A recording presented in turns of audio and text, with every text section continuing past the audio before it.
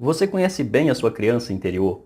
A sua criança interior está te proporcionando bem-estar, liberdade, felicidade, alegria, naturalidade no dia a dia? Ou a sua criança interior ainda está gritando e pedindo por ajuda? E como consequência disso, você está sofrendo. Você sabe o que é a criança interior? É sobre isso que nós iremos falar nesse vídeo de hoje. Seja muito bem-vindo, seja muito bem-vinda a esse assunto. Essa abordagem da criança interior vem da psicologia, que carregamos experiências da nossa primeira infância e também da adolescência, seja as experiências agradáveis ou experiências desagradáveis. Quando são experiências desagradáveis, isso tende a congelar naquela fase da vida e continuar a se repetir ao longo de toda a nossa vida. Provavelmente você já conheceu algum vovozinho, alguma vovozinha que parece criança em determinados momentos. Às vezes birra, às vezes muito teimoso, às vezes muito medroso, às vezes muito ansioso, muito ansiosa. Enfim, uma série de comportamentos que uma criancinha tem e que essa pessoa adulta, já seus 70 anos, 80 anos ou 50 anos, enfim, independente da idade, também tem um comportamento. Nós chamamos até de um comportamento infantil. Mas não é só isso. A questão da criança interior não é só teimosia, esses comportamentos aparentemente de uma criança. Existem uma série de coisas que nós fazemos no dia a dia, de comportamentos, que remete àquela criancinha lá do passado, como dificuldade de tomar decisões. Na hora de tomar uma decisão, rola ali muito medo e insegurança e tendemos a adiar aquilo ou tomar as piores decisões. Às vezes uma insegurança contínua, uma sensação de que não somos capazes, de que não vamos conseguir, de que não somos aptos o suficiente. Às vezes um comportamento muito inseguro que leva à timidez, o medo de se expor, o medo de expressar. Enfim, uma infinidade de coisas que se formaram lá na nossos primeiros anos de vida. Na psicologia, entende-se que essa criança interior ela é formada até os 14 anos. É claro que a nossa personalidade ela é capaz de acontecer mudanças ao longo de toda a nossa vida. Porém, são nesses primeiros 14 anos e principalmente nos primeiros 7 anos que se desenvolvem as primeiras emoções, aquelas emoções que tenderão a se repetir depois nos outros anos e assim sucessivamente até acabar a puberdade e depois começar a vida adulta e, com consequência, só repetir aquilo que aconteceu lá nos primeiros 7 anos de vida.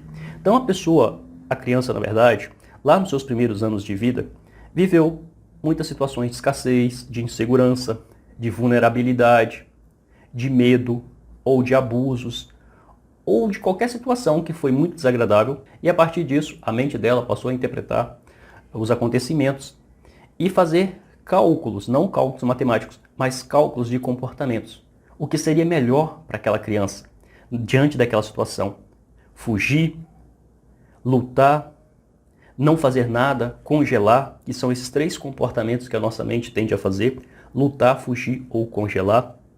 E a partir disso, seja um desses ou 2, 3 desses, que essa mente decidiu fazer, ou seja, as emoções ali na hora do acontecimento com essa criança, a partir disso, nós tendemos a repetir, se for sempre fugir, se for sempre atacar ou congelar diante das situações. E aí esses padrões tendem a se repetir por toda a nossa vida. É claro, quando nós vamos lá e fazemos um trabalho, como um processo de terapia, onde nós voltamos lá na nossa infância e trabalhamos naquilo, removendo aquela emoção, ok, aquilo destrava e aí nós temos condições de ter novos comportamentos, ter novas escolhas. Quando isso não acontece, nós ficamos de fato congelados naquela situação. Inclusive nós vemos, às vezes na mídia, comportamentos muito bizarros, até estranhos, de pessoas que não esperaríamos isso, como algumas pessoas muito estudadas, muito graduadas, ou que ocupam um cargo de responsabilidade e têm um comportamento que é muito irracional, muito agressivo, se envolve em violências, enfim, coisas que jamais aquela pessoa conscientemente faria, e alguns até assumem que fez aquilo de forma inconsciente ou impensada, enfim. Isso acontece porque essa emoção aflora, é como se fosse aquela criança reagindo. Talvez você também já presenciou alguma pessoa que você conheceu pessoalmente ou, enfim, de alguma maneira, que essa pessoa era o dono de uma empresa, dono de um negócio, um professor, alguém de respeito, e às vezes tinha um comportamento muito agressivo, muito hostil, ou tinha um comportamento muito introvertido. Enfim, um comportamento que refletia muito o que uma criança faria.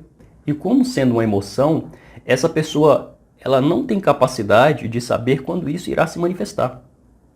Na maioria das vezes, essa manifestação surge por um gatilho, alguma coisa que aconteceu, e rapidamente essa emoção toma conta do corpo e a pessoa age, faz aquilo que tem que fazer. A única forma de acabar ou eliminar ou enfraquecer esse comportamento é trabalhando na emoção.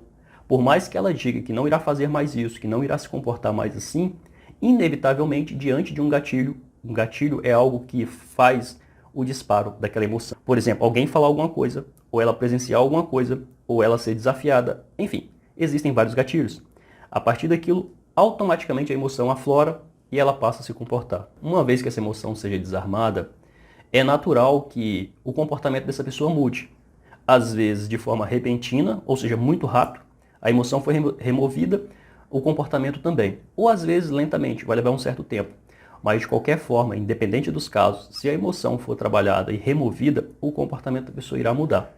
Caso contrário, como eu falei aqui no início desse vídeo, esse comportamento tende a ir por toda a vida, na vida dessa pessoa, até o fim.